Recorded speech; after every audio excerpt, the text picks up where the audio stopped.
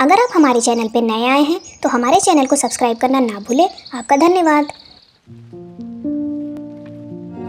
कहानी सुनो, जुबानी सुनो। दोस्तों, आप सभी का स्वागत है कहानी सुनो के आज के एपिसोड में।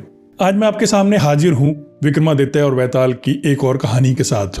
राजा विक्रम गहरे जंगल में बैताल को कंधे पर उठाए चुपचाप आगे बढ़ रहे थे। तभी बैताल ने अपनी चालाकी दिखाते हुए पूछा, राजा, क्या तुम्हें इस घने जंगल में डर नहीं लगता? राजा ने उत्तर नहीं दिया। बैताल ने हंसते हुए कहा, ठीक है, अगर तुम नहीं बोलोगे तो मैं तुम्हें एक कहानी सुनाता हूँ। ध्यान से सुनना और अंत में मेरे प्रश्न का उत्तर देना। अगर तुमने गलत जवाब दिया या चुप रहे तो मैं तुम्हारे सिर के टुकड़े टुकड़े कर दूंगा। बहुत समय पहले उज्जैन राज्य में एक विद्वान ब्राह्मण रहता था जिसका नाम था वसुंधरा। वह अत्यंत ज्ञानी और समझदार व्यक्ति था, लेकिन उसकी सबसे बड़ी चिंता थी उसके 4 बेटे। ये चारों बेटे नालायक थे और अपने पिता की तरह बुद्धिमान बनने की कोशिश भी नहीं करते थे। चारों का दिन मस्ती में गुजरता था। कभी खेलते, कभी खाने पीने में समय बिताते। पढ़ाई लिखाई से उन्हें कोई लगाव नहीं था।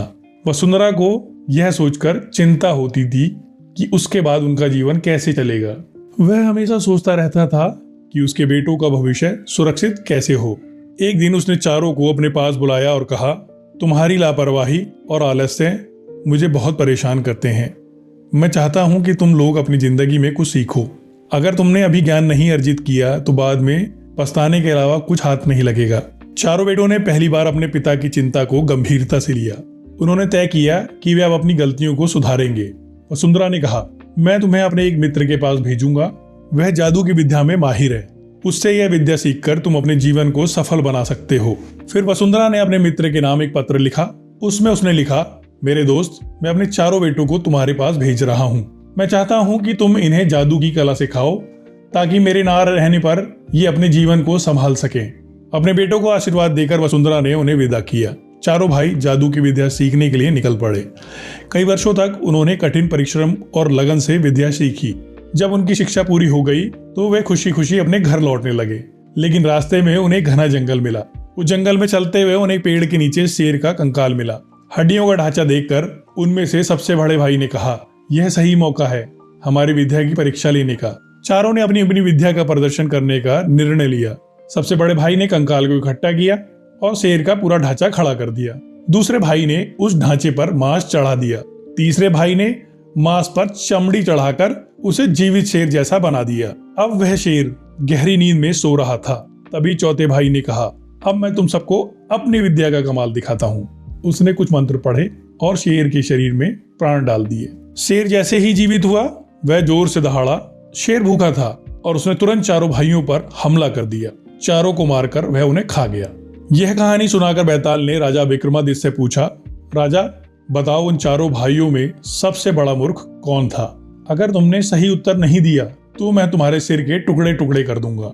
राजा विक्रम ने शांतिपूर्वक उत्तर दिया। उन चारों भाइयों में सबसे बड़ा मूर्ख चौथा भाई था। उसे यह सोचना चाहिए था कि शेर के जीवित होने के बाद क्या होगा। उसकी जल्दबाजी और बिना सोचे समझे लिया गया निर्णय विनाशकारी साबित हुआ।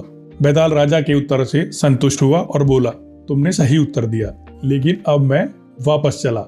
यह कहकर बैताल पेड़ की ओर लौट गया। राजा विक्रम, जो अपने वचन के पक्के थे, बिना थके बैताल को पकड़ने के लिए उसके पीछे दौड़ पड़े।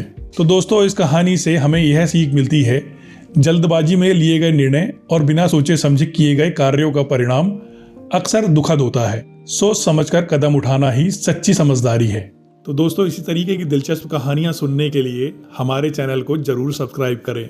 आपका धन्यवाद। दोस्तों, आपको हमारी आज की कहानी कैसी लगी? हमारी कहानी को लाइक करें, कमेंट करके अपनी राय हमें दें। आपके कमेंट और लाइक हमारे हौसले को बढ़ाते हैं। अगर आप हमारे चैनल पर नए आए हैं तो हमारे चैनल को सब्सक्राइब करना ना भूलें। आपका धन्यवाद।